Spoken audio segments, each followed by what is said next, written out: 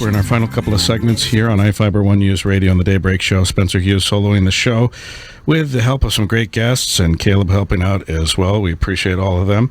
And Jeff will return on Monday after a night of fried foods, maybe. Some great music on yesterday at the State Fair. They made it last night to the State Fair and had a good time, it looks like, from their Facebook pictures. Right. So we'll check in with him on Monday. We're checking in with you right now, Dawn Pinnell, Riveting Radio Real Estate, and she's over at the John L. Scott Real Estate Office on West Railroad Avenue, 306.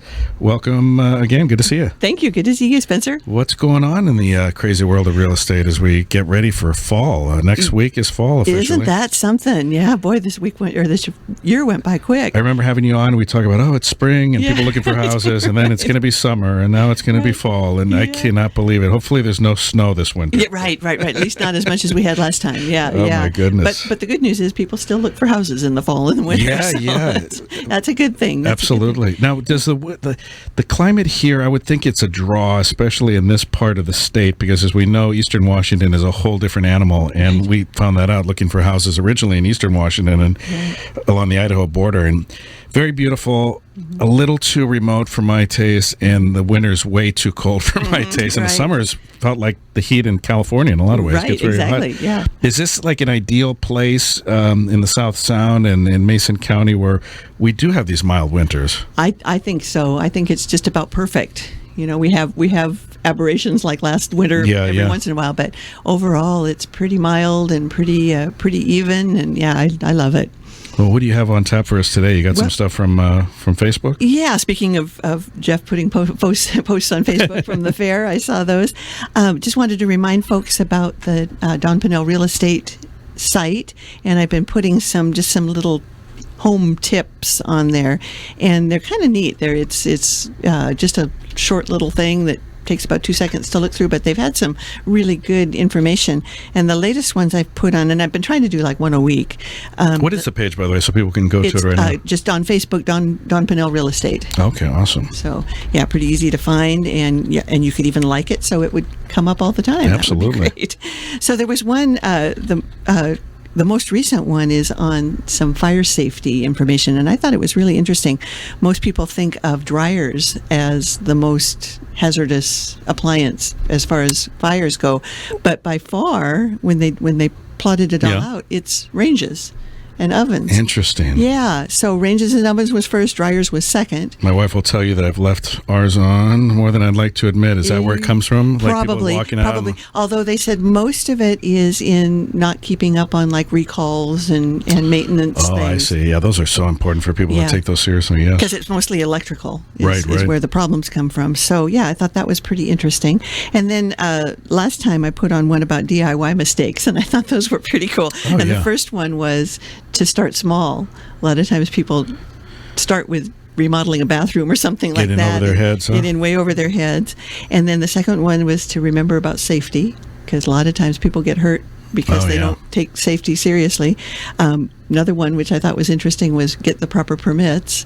Most of the time, people that are doing it themselves don't think about things like permits. Now, what happens when, the old saying, it's easier to ask for forgiveness than it is permission, and let's say you're planning on staying in a house for the next 30 years. Right. People, I'm not saying they should do it, but they do things without permits. Mm-hmm. What happens to that house and to those sellers when they go to sell and the next set of owners look at that? It can be a real problem. I've even had a case where the sellers had to go back and get retroactive permits, so they have to have somebody come in and do an inspection, and sometimes they'll make them open up walls and all kinds of things. Yeah, because they have no idea what went on. Exactly.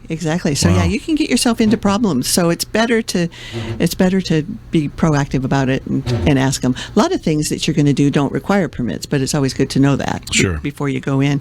And then the next one was cutting corners, and that has something to do with the same thing. People think they can just kind of use some baling wire and duct tape and put stuff together. And that isn't always the best choice. No, it's not. And it's funny with all these, I've been watching the Brady Bunch renovation on HGTV, and just all these, there's dozens of shows that have seemed to cropped up in the last handful of years, showing you everything from bathtubs to kitchens to gardening and all sorts of stuff. Yeah. Well, they're good because they show you how to do a lot of stuff that you might not have thought you could do. But then I think it gives people a false sense of confidence too. Going back to what you just said, it does. Start small, because people think they just take a sledgehammer and start swinging away, right? Sure. Well, and then the last one, which I've heard my whole life, is measure twice and cut once.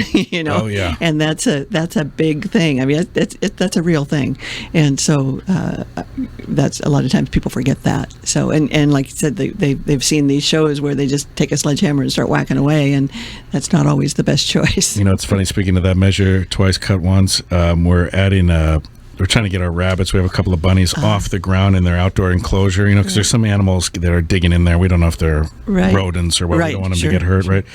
So I went out there, and my wife Sarah says, "Can you measure the length of this?" Right? And I hate measuring because I think I want her to eyeball it as well. I want another set of eyes. So I took my 11-year-old daughter. I go, "I want you to tell me what you measure here. I'll measure it. And let's do it a couple times, because I don't want to be even this much short, because then it'll mess up the whole enclosure." What's really bad is if you do that and you come up with 3 or 4 different answers. Oh my gosh, that causes me. That's why I'm not, much to her chagrin, I'm not a very handy guy, because I'm so scared to death of making mistakes. Yeah, right. Which it might not be a bad thing.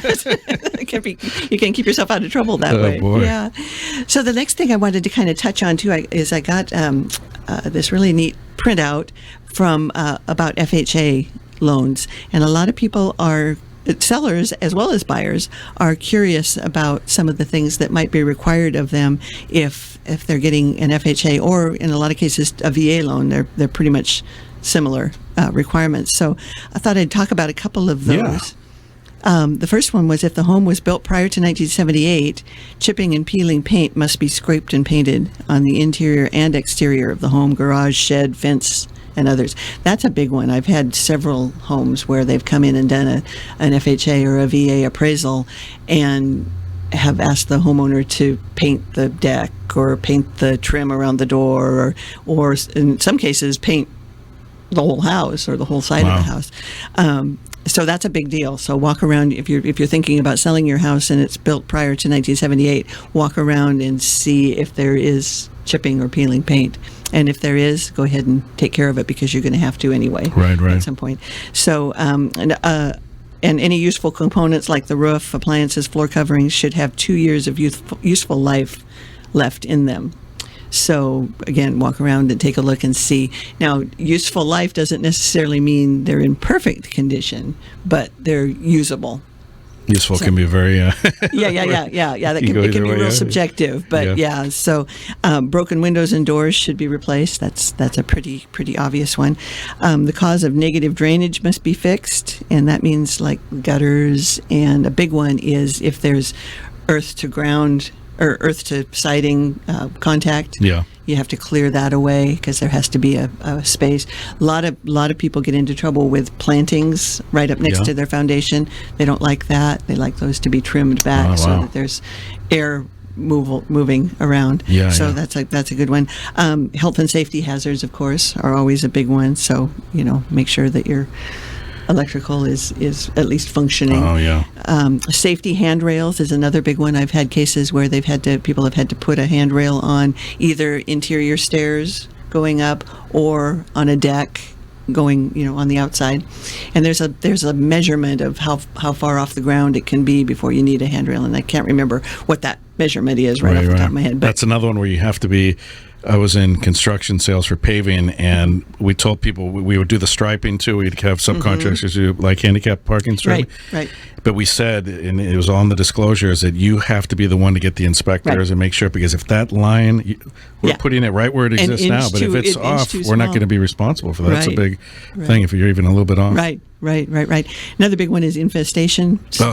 It's not a bad idea, especially if you have an older house, to do a pest inspection prior to putting it on the market, because then you can say, yes, there is, but we're treating it, or no, there's not, or whatever. Around here, that's a big thing. I mean, it's pretty common that you're going to have ants or something. Is it a good idea? When we bought our house just over a year ago here in Mason County, the previous owner had not lived there. She was like in Florida or something. And you could tell from the pests and the yellow jackets and the spiders everywhere that it had not been treated for a while. What is your recommendation, especially like even if you're not occupying the home? Is it best to keep the I guess the landscaping going, but also the pest control. It is, to the yeah. end there? A lot of times you can sign up for a ongoing service to come in, and they'll come in like every 3 months or so, Sure. and just do a treatment around the perimeter or whatever. Not a bad idea, and especially if you're not living there. If you're living there, a lot of times you can kind of watch for things on your own. But I go back to the house that I lived in one time. We were perfect. It was perfectly fine. Everything seemed to be fine, but then all of a sudden we started noticing insulation in the heating ducts, and we got curious, and I certainly wasn't going to crawl underneath there. Yeah, no. And so we had the pest inspectors come in, and not only had the mice gotten in under the house, but they had pulled down one whole run of ductwork. They love that stuff. So yeah. So it's good to know about those things, I guess. Sure. And keep on top of them. And then, of course, damaged and inoperable plumbing and electrical and heating systems should be addressed. And then structural and foundation problems should be taken. Yeah. These are all pretty obvious and pretty basic. And if there's a crawl space or an attic, it's the homeowner's responsibility to make sure that area is accessible. Those people don't get paid enough money, as far as I'm concerned, to go crawling under and above. That's what I always tell people: to hire a home inspector who's actually going to crawl under your house. There's no amount of money that you could pay me to do that. It's so funny, when you think about like in between jobs or something, you're like, okay, what can I do here? Yeah. I'll be a pest guy, and then you think I can handle no. I can handle the poisons more than I can handle crawling under the house or into the attic. I'm not going to turn a corner and see a big rat looking at me. Right, exactly. Yeah. Or a dead one, even worse. Absolutely. Well, thanks so much. Always great to see you. And this Facebook page is shaping up nicely. People can find you at facebook.com/Don Pannell, Pannell, real estate agent. And you tell us where you're located and how people can call you. It's on the corner of 3rd and Railroad at the John L. Scott office. I'm always there, or they know where I am. And my phone number is 360-490-4493. Great to see you, Don. We'll see you again in a couple of weeks. Good job. Hey, well, thank you. Appreciate it very much.